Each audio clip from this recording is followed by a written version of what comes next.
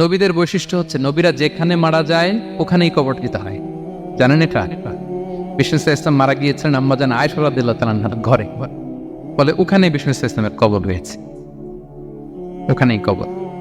এবং ওই কবর দেওয়ার পরেই ওই কবর দেওয়া ঘরের ভিতরে আম্মাজান আয়েশা যতদিন আয়েশা রাদিয়াল্লাহু তাআলা আনহা যতদিন বেঁচে ছিলেন ওখানেই ছিলেন কবরের পাশে।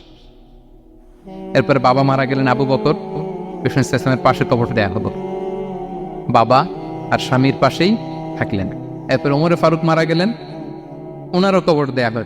কিন্তু এখন তো আর বাবা আর স্বামীর সাথে পর্দা নেই, ওমরে ফারুকের সাথে তো পর্দা আছে। তো তখন তিনি ঘরটা হয়ে গেছে ছোট, 3টা কবরে অনেক জায়গা স্পেস নিয়ে গেছে, এখন অল্প একটু জায়গা পর্দা টাঙিয়ে দিলেন ওমরে ফারুকের সাথে পর্দা হিসেবে ছোট্ট একটা জায়গায়, যতদিন বেঁচে ছিলেন ওখানটাতেই ছিলেন।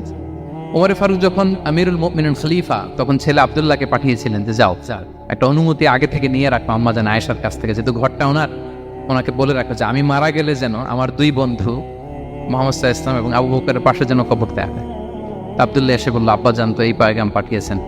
তো আয়েশা রাদিয়াল্লাহু তাআলা আনহা বললেন, আমার খুব ইচ্ছা ছিল আমি আমার স্বামী এবং বাবার পাশে শুব, কিন্তু আমিরুল মুমিনিন যখন চেয়েছেন এটাকে আমি ফিরিয়ে দিতে পারি না। ঠিক আছে যাও, তোমার আব্বাকে বলো তোমার আব্বাই শোবেন ওই জায়গায়। আচ্ছা, তো ওমরে ফারুক আপনারা জানেন অ্যাসাসিনেশনে ইন্তেকাল করেছেন, আত্মাইয়ের আঘাতে, ছুরিকাঘাত করা হচ্ছে কয়েকবার, স্টেবিং। এত জখম হয়েছে দুধ দিলে ওই জায়গা দিয়ে দুধ বের হয়ে যায় না, বীজ পানি দিলে বের হয়ে যায়।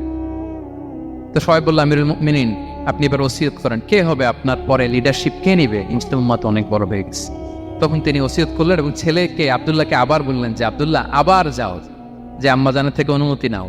বলতেছে অনুমতি না নিলাম আর অনেক আগে, উনি তো বলছে আপনি মারা গেলে ওখানেই শোবেন। বলতেছে না, তখন আমি আমিরুল মুমিনিন ছিলাম, এখন তো কিছুক্ষণ পরেই মারা যাবে, এমন হতে পারে আমার ভয়ে বা লজ্জায় তখন অনুমতি দিছে, এখন আর দিবেন, আবার যাও। আবার গেল, আয়েশা রাদিয়াল্লাহু তাআলা আনহা বললেন, না এখন আমি আগের কথার উপরে আছে, তোমার আব্বাই সেখানে শো। সুবহানাল্লাহ। ওমরে ফারুক ওখানে শুলেন, তখন তিনি পর্দা আরম্ভ করলেন আম্মাজান আয়েশা।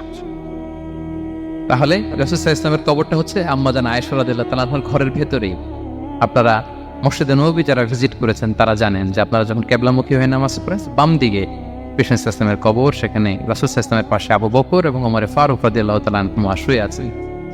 রাসূল সাল্লাল্লাহু আলাইহি ওয়াসাল্লামের কবর থেকে মিম্বার পর্যন্ত এই পুরো জায়গাটা রাউদাতুম মিন রিয়াদিল জান্নাহ, দুনিয়ার বুকে জান্নাতের একটা টুকরা। বিষ্ণু সাল্লাল্লাহু আলাইহি ওয়াসাল্লাম ইন্তেকালের আগে